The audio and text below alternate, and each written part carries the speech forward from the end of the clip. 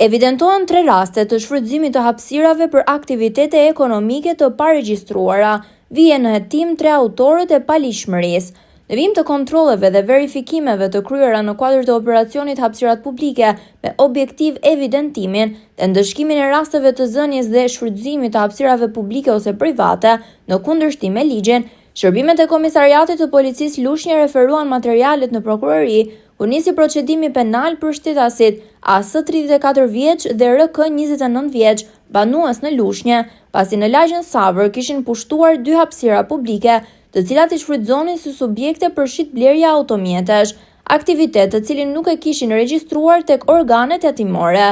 AH, i cili shfrytëzonte një hapësirë në lagjen nga Furmuça si vend parkim automjetesh, aktivitet të cilin nuk e kishin regjistruar tek organet tatimore. Plani operacional hapësirat publike vijon, material procedurale ju referuan prokurorisë së Fierit për veprime të mëtejshme.